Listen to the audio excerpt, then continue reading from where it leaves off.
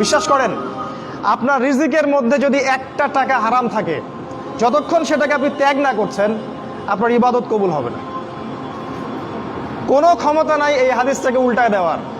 আল্লাহ পাক বলেছেন, ইন্নাল্লাহা তাইয়্যিব লা ইকবালু ইল্লা তাইয়্যিব। আল্লাহ পাক পবিত্র, তিনি পবিত্র রিজিক ছাড়া কবুল করেন না।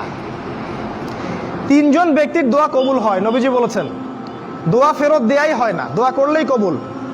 একজন হচ্ছে বাবা যখন সন্তানের জন্য দোয়া করে। 2 নাম্বার, যখন কোনো মুসাফির মানে সফর করছে যারা আল্লাহর পথে বা মুসাফির, তারা যখন আল্লাহর কাছে দোয়া করে, দোয়া কবুল হয়ে যায়। আরেকটা দোয়া হলো মাজলুম, কারো উপর জুলুম করা হয়েছে, এই মাজলুম যখন জালেমের বিরুদ্ধে বদদোয়া করবে, তখন দোয়া কবুল হয়ে যাবে।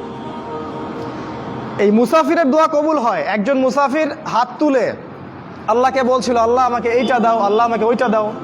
আর আমাদের নবীজি দেখে বললেন যে মুসাফিরের দোয়া কবুল হয়, কিন্তু এই ব্যক্তির দোয়া কেমন করে কবুল হবে যার খাবার হারাম, পানীয় হারাম, পোশাক হারাম, সবই হারাম। মানে রিজিক হালাল না হওয়া পর্যন্ত ইবাদত কবুল হবে না। তাই যাবতীয় সুদ, যাবতীয় ঘুষ, এই যে হারাম রিজিক, হারাম পণ্যের ব্যবসা, এগুলো থেকে তওবা না করা পর্যন্ত ইবাদত তো কবুল হবেই না, আপনি ইবাদতের স্বাদ পাবেন না। এই যে নামাজ পড়েন, রোজা রাখেন, অনেক কিছু করেন, হজ করেন, স্বাদ পান না, আত্মতৃপ্তি পান না। এর কারণ হারাম।